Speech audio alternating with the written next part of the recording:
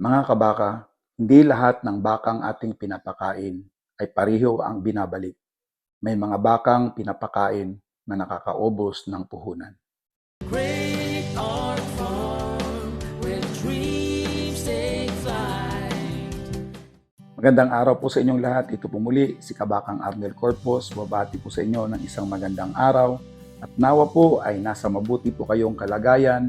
At welcome sa episode 30 ng ating Baka Alaman, kung saan ay pagpatuloy na natin ang introduction ng Chapter 2 sa ating Philippine Cattle Feeding Handbook.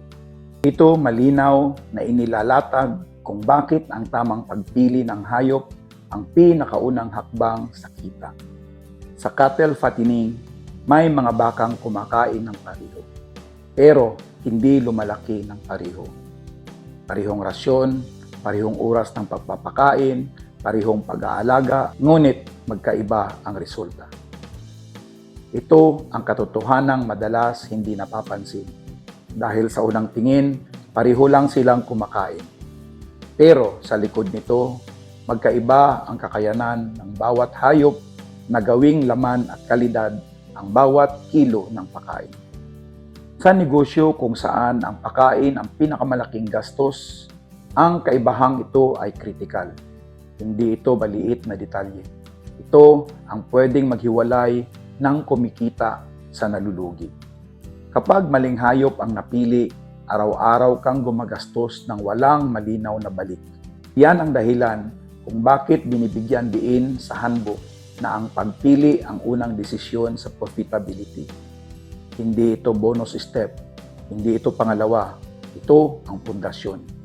Kapag tama ang napili, mas may saysay ang bawat araw ng pagpapakain. Kapag mali, kahit gaano ka pa kasipag, mahihirapan pa rin ang resulta. Ang fattening ay hindi pag-asa na baka bumawi. Ito ay desisyong may malinaw na batayan. At sa lahat ng desisyong iyon, ang pagpili ng hayop ang unang humuhubog kung saan patungo ang operasyon. Sa Baka Alaman Episode 31, pag-uusapan na natin ang isang tahimik ngunit napakahalagang faktor sa pagpili, ang edad ng baka, at kung paano nito direktang naapektuhan ang kita at efficiency. Mga kabaka, ang pakain ay pareho ang presyo, pero ang hayop ang nagtatakda kung may balik o wala. Sa fattening, ang marunong pumili ang unang kumikita. Ito po muli si Kabakang Arnel Corpus at ito ang Baka Alaman. Kaalamang mula sa karanasan, mula sa aking karanasan, para sa inyong kabuhayan. Marami pong salamat at pagpalain po tayo ng Panginoon.